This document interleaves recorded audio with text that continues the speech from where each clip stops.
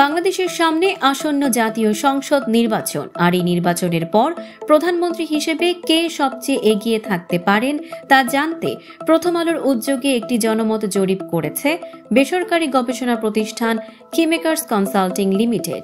শিরোনাম ছিল গুরুত্বপূর্ণ সামাজিক রাজনৈতিক বিষয়ে জাতীয় জনমত জরিপ 2025। এই জরিপে উঠে এসেছে এক চমকপ্রদ চিত্র।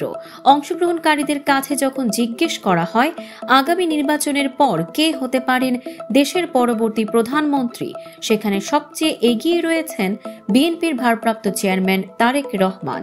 মোট উত্তরদাতাদের 47.6% মনে করেন তারেক রহমানই সম্ভাব্য প্রধানমন্ত্রী। এখানেই শেষ নয়, বিএনপির চেয়ারপারসন খালেদা জিয়াকেও প্রায় 19% মানুষ সম্ভাব্য প্রধানমন্ত্রী হিসেবে দেখছেন, অর্থাৎ দুজনকে মিলিয়ে মোট আস্থা 66%-এরও বেশি।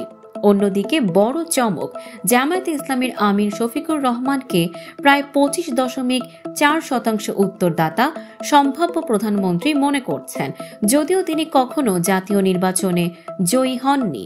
অপরদিকে শেখ হাসিনার আবারও প্রধানমন্ত্রী হওয়ার সম্ভাবনা দেখছেন মাত্র 7% মানুষ। এছাড়া এনসিপির নাহিদ ইসলাম পেয়েছেন 0.6% আর জাপা চেয়ারম্যান জিএম কাদের পেয়েছেন 0.2% সমর্থন। এই জরিপে দেশের 5টি শহর ও 5টি গ্রামীণ এলাকার 1342 জন অংশ নেন। তাদের বয়স 18 থেকে 55 বছর এবং সবাই নিয়মিত সংবাদ পড়েন ও আগামী নির্বাচনে ভোট দেওয়ার সম্ভাবনা রাখেন।